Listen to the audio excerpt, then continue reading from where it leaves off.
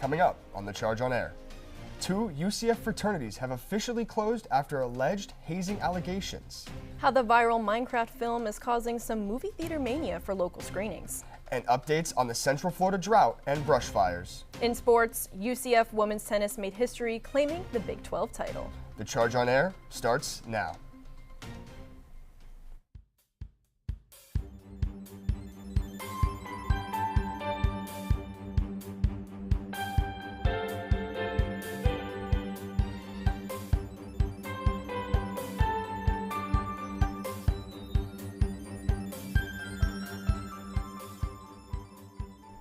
Good afternoon and welcome to The Charge on Air. I'm Ethan Cates. And I'm Kayla Kissel.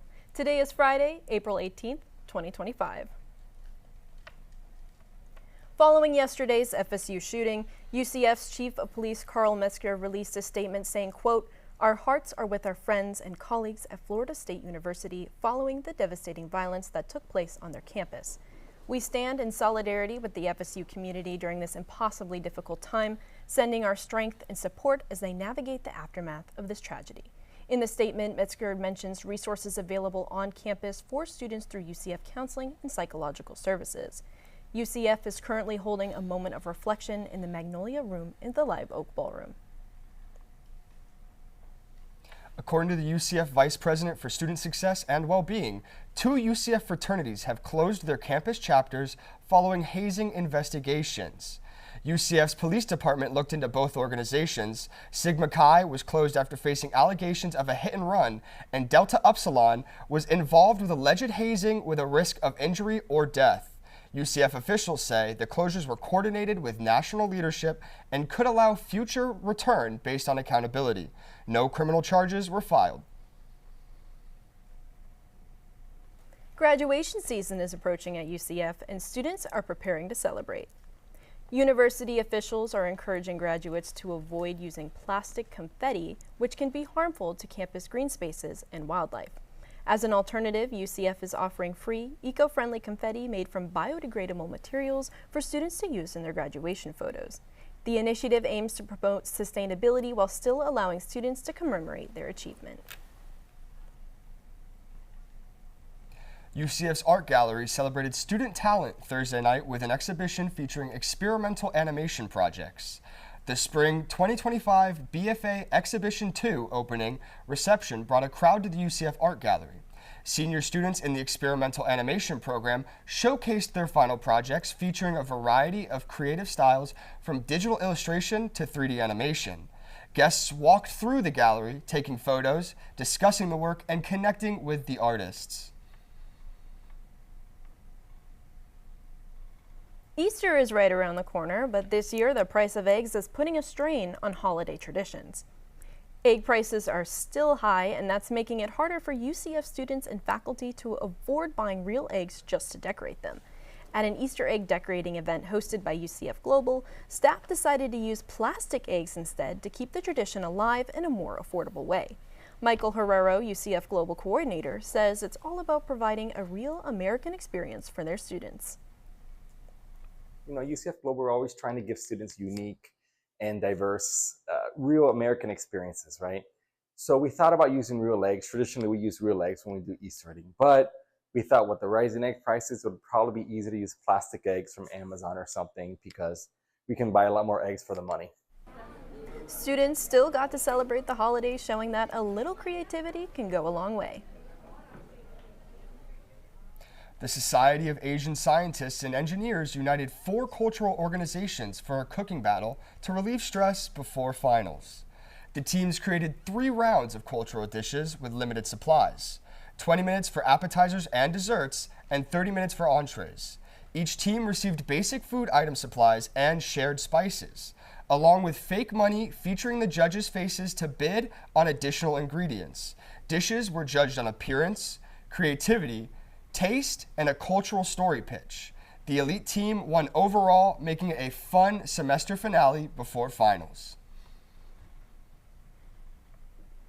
Okay, picture this. You're settled in for a movie, popcorn in hand, when suddenly chaos erupts. But that's the reality at some Minecraft movie showings thanks to a viral TikTok trend.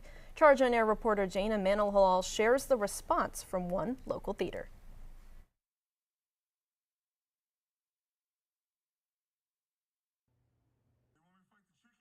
It all started with Jack Black's character shouting this. Chicken jockey! Now some fans are turning theaters into a free-for-all, yelling and throwing snacks. It's an unfortunate, sticky situation for unsuspecting moviegoers. And while some theaters across the nation are banning unaccompanied minors, the Oviedo Mall and the Regal Cinema are appealing to the community for help. Joshua Gunderson, the executive director for marketing and for the mall, says that this growing trend may hurt the theater. Said a lot of the damage has been very minor, but with these being brand new, recently upgraded theaters, the smallest scratch is going to be incredibly frustrating, especially when it's something that could be avoidable. We now have the nice new reclining seats, and I don't know if a lot of people know this, but a sticky beverage poured on electronics, not the greatest in the world, so we're trying to avoid that. Let's say you're interested in coming to see the movie yourself. When you go to make your seat selection here at the Oviedo Mall, you'd notice that you're going to see a little gray square. Let's bring this up a little bit more so you can see it full screen. That grayed out chair is going to be a direct reflection of this nationwide chicken jockey trend that's gone viral over TikTok. Despite the mess, the Minecraft movie is a hit, grossing over $550 million worldwide in just 2 weeks.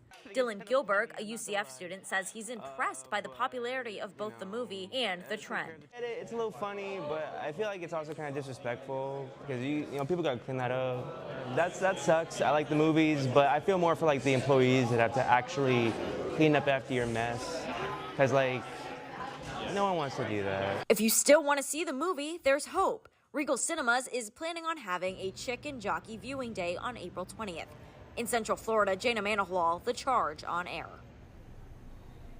Local theaters urge students to be respectful when getting their Minecraft movie fill. Fluoride is starting to see its way out of drinking water across the area. Some students worry about its removal and possible impacts on public health. Campus water fountains rely on water from Orange County, which has yet to remove fluoride. The harmless mineral is known for its dental health benefits. Some UCF students pursuing dentistry see this as concerning, such as senior Shreya Doranala. She says this can lead to dental issues which are expensive to maintain, especially for college students without dental coverage. Dental student is that it's concerning because we know through like countless of studies that fluoride does help strengthen your enamel and help your teeth. So if we don't have fluoride in the water, we're going to probably see a lot of more increased cases of people having problems with their teeth, maybe cavities. Students without dental coverage who live in areas where fluoride has been removed can be at risk. Towns like Oviedo, Samford, Lake Mary, and Altamont Springs see many commuter students to UCF. These towns have removed the mineral from water sources, and a debate regarding fluoride's health benefits is continuing nationwide. Students may have noticed drier than normal conditions here in the Sunshine State. The Florida Peninsula is currently experiencing a drought, with 41% of the state feeling the impact of dryness. Florida, iconically known for rain one moment and sunshine the next, has not seen rainfall since the beginning of April. These withered weather conditions can affect plant and crop growth, leading to insect outbreak and the most dangerous of them all, brush fires. Aiden Rapier is a student in the Fire Rescue Academy here in Central Florida, and he says it's important to be aware of these conditions. By weather, it's very important to keep notice for fire safety, and it's very important to not throw cigarettes, light any small fires that could possibly spread. Don't leave anything unattended. With fires continuing to spark throughout Florida, multiple Central Florida counties have implemented a burn ban for the time being.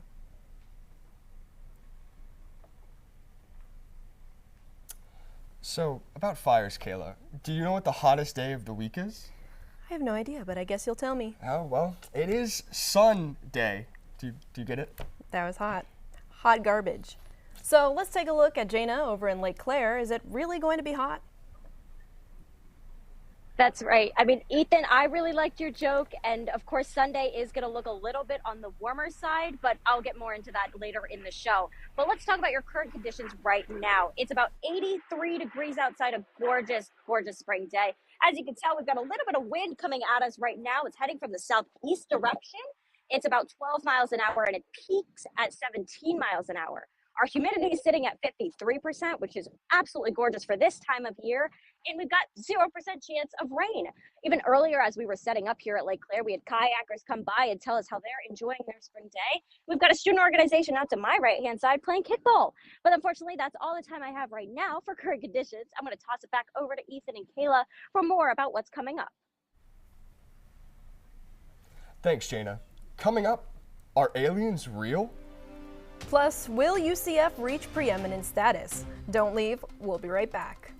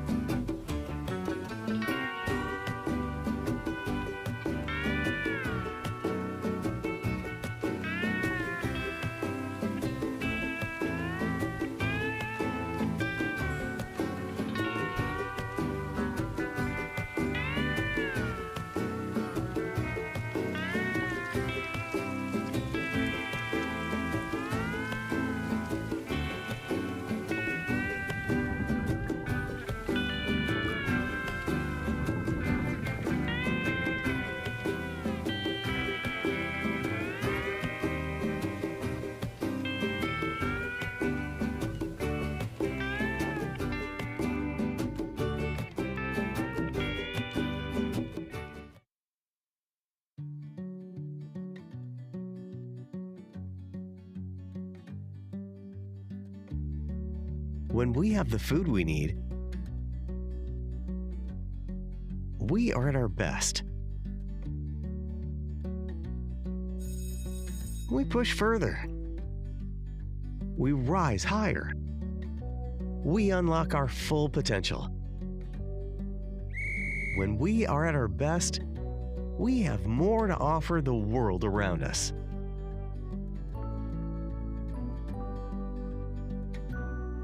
When we have the food we need,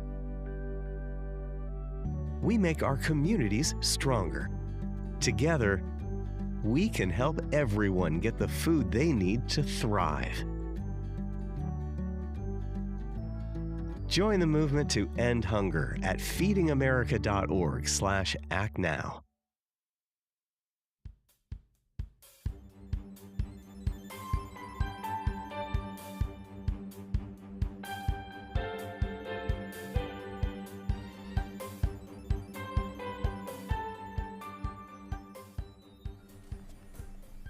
Didn't fill out your taxes yet? No problem. The IRS extended the tax deadlines for Floridians to May 1st. The postponement happened because of the damages suffered from Hurricanes Milton, Helene, and Debbie. The extension was originally slated for the people and businesses directly impacted. But on April 14th, the IRS sent out the memo that the tax deadline will be extended for all.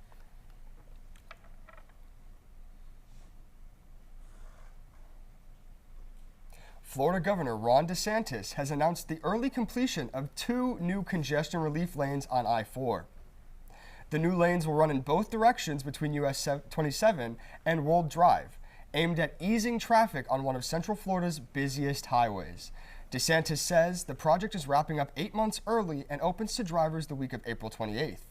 These upgrades are part of the Moving Florida Forward initiative to speed up road projects statewide.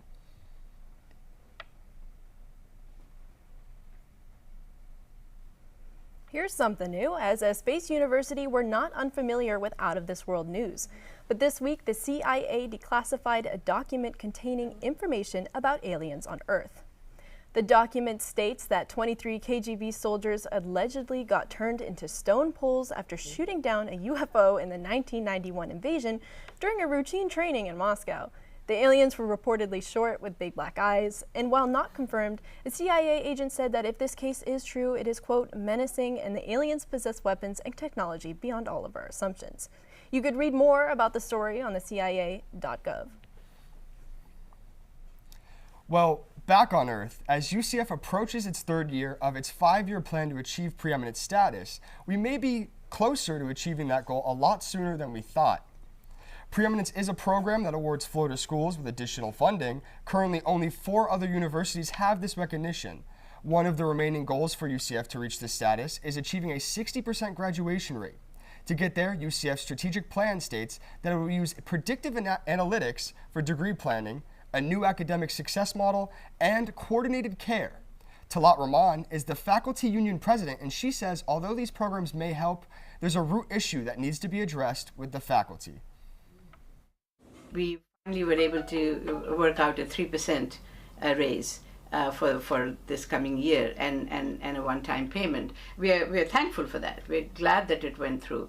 But if I could look at what has been done at our sister universities, this is not comparable.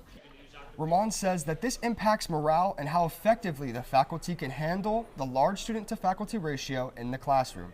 Many students notice this discrepancy, especially in large lectures where they lack one-on-one interaction with their professor. Emily, you covered this story last semester. Where did we leave off?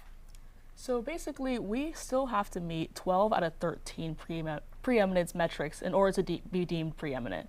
Right now, for 2024, we fall short on 3 categories: the endowment size, postdoctoral appointees, and then the 4-year graduation rate.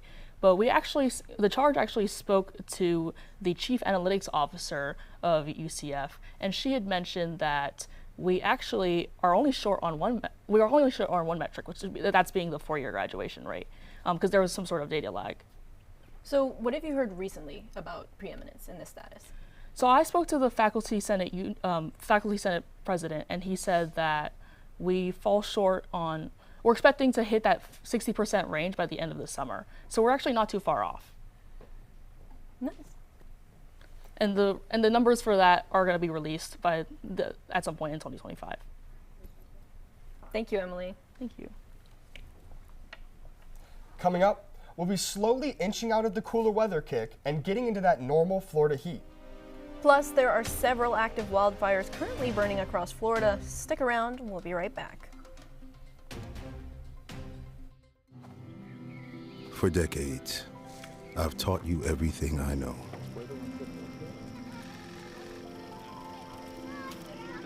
How to safely build a fire. How to control the flames.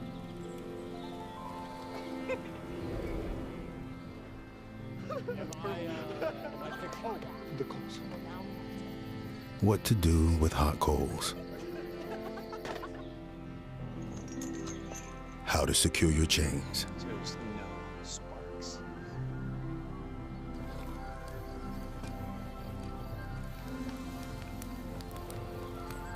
But I can only teach wildfire prevention. Only you can prevent wildfires.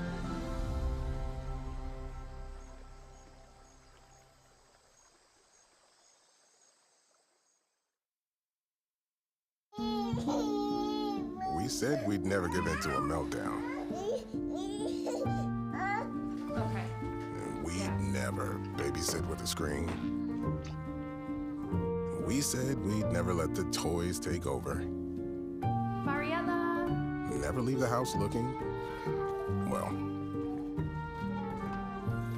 and never let them out of our sight.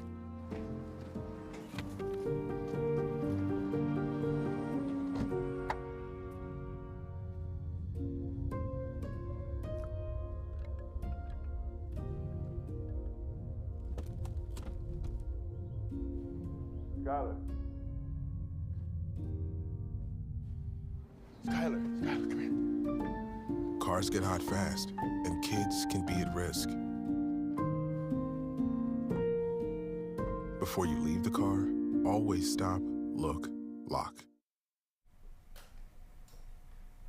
Welcome back, everyone. It's time to check in with student meteorologist Bailey Braun from Embry-Riddle Aeronautical University for a look at the national forecast. All across the nation, we're seeing some very interesting weather, and that is all due to this subtropical jet stream bringing in that warm, moist air into the southern region, and then this polar jet stream bringing in that cooler, drier air into those northern, more mountainous states. Basically, what this means is this upper air system is bringing in snow into Wyoming before shifting more south into Colorado, and then tomorrow night bringing in those conditions into the Four Corners region. But as we shift our attention more south, this upper level flow, as you can see, is following this moist air band. So this moist air is going to be pushing in more towards the northeast, getting up into the Great Lakes region. Now, unfortunately, this does mean that there's storm potential all across the south, so spanning from Oklahoma into St. Louis, there is an increase for storm potential like flooding and potential for severe thunderstorms. But if you shift over to Florida, UCF has you covered for more on your local weather. Thanks, Bailey. Now, let's check in with Jana Manahalal for our local forecast. Thanks, guys. I mean, we're going to talk really quickly about these current temperatures here, and they are gorgeous. We're going to start up north in the Palm Coast with 80 degrees. We're going to head down south to Melbourne, sitting at 79, and Melbourne definitely could use that 79 degrees, but we'll talk about that in 1 second. Leesburg and Winter Haven are sitting as twins at 83. Downtown Orlando and Gainesville are sitting as twins as well at 82 degrees, and finishing off with Tampa at your highest temperature of 85 right now. Now let's talk about why Melbourne needed that 79 degrees. It's a high pressure system in the Atlantic that's keeping these temperatures at a steady temperature. Now, however, this typically would sound like a good thing, but it's causing Central Florida to burn. It's a mix of dry conditions and high wind speeds that are causing fires to pop up all over. Most recently out in Melbourne, residents were asked to evacuate due to a 30-acre fire. And for reference, that's about a size of 23 football fields. And it looks like it's going to stay pretty dry over the next few days. I'm going to move off screen so we can look ahead to your 5-day forecast. And that's going to come up here in 1 second. Well, we already talked about current conditions, but that's okay. I'll just let you know what those 5-day forecast is. Perfect. 84 degrees tomorrow with a low of 63. Sunday, Easter Sunday, high of 86, low of 62. Monday through Wednesday, we're getting up into the high 80s at 89s. In your Tuesday and Wednesday, we're looking at about a 0% chance of rain. And for now, that's all I've got. We're going to toss it right back to the desk to Ethan and Kayla for more on what's coming up in sports. Thanks, Jana. Coming up, UCF women's tennis made history winning its first Big 12 title. Plus, UCF men's basketball is losing more players to the transfer portal. Stay with us. We'll be right back.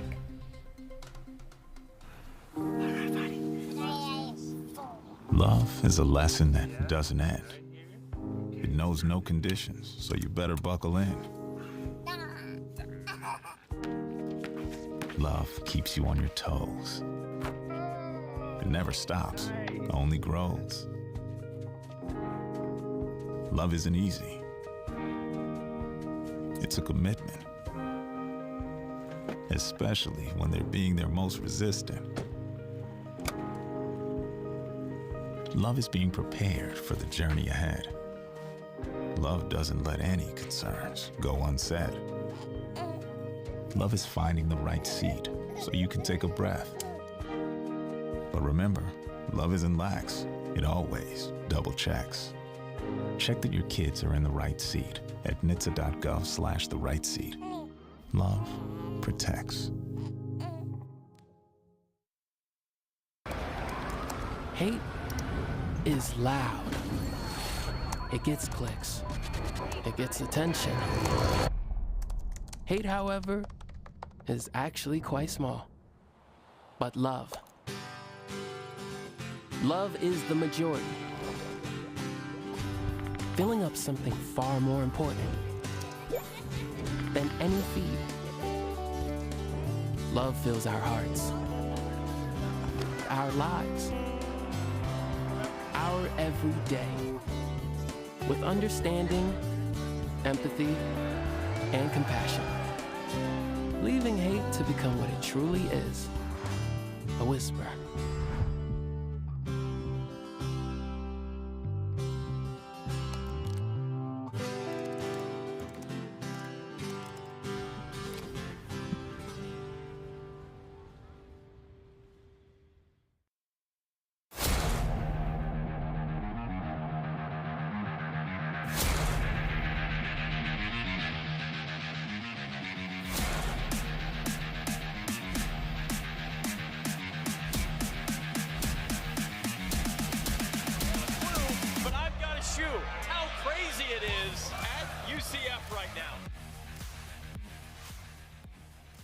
What's up, Knights? I'm Grace Rodriguez, catching you up on the latest update in UCF sports. In men's basketball, we have an update on who's leaving and joining the team this offseason. In addition to 3 graduates, the Knights have lost 9 players to the transfer portal. Of those 9, Keyshawn Hall, Niels Mahovsky, and Jalen Sellers have committed to new schools. On the right side, though, UCF has gained 5 new recruits, including 4 stars JaMichael Stillwell and Riley Kugel. 13.com ranks UCF as 55th in transfer portal progression. The Knights' outgoing transfers have an average player rating of 76, whereas the incoming players average 80, a net gain of 4. Of the team's 16 players from last season, only 3 remain. The women's tennis team made history. Claiming its first Big 12 title and raising the bar. Charge on Air reporter Manuela Salinas takes us to the court for a closer look at this milestone.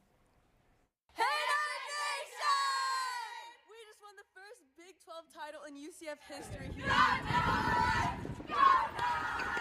It's an honor to represent UCF this way, to be part of the first Big 12, something that we'll never forget for sure as a program, but we're really excited.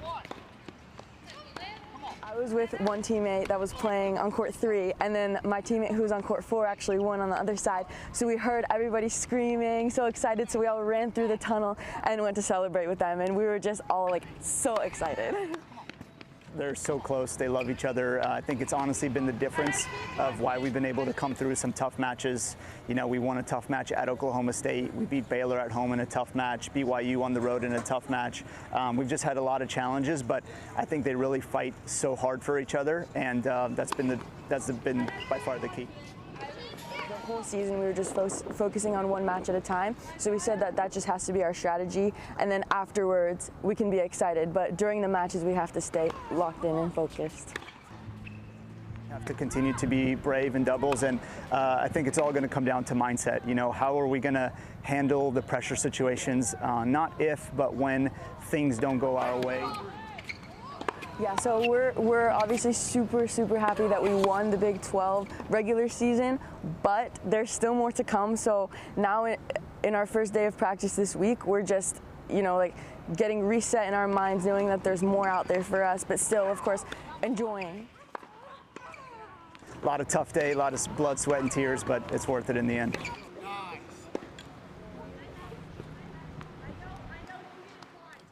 If you want to see the Knights in action, they're playing number 68 BYU on ESPN Plus right now as of 1 p.m. Unfortunately, that's all the sports I've got for today. Tossing it back to Ethan and Kayla at the desk. That's our time for right now. Thanks for joining us. Remember, you can always keep up with us during the week on our website, thechargenews.com. This was spring semester class of 2025's last show. From all of us, for the last time, thanks for watching and have a great day. Bye.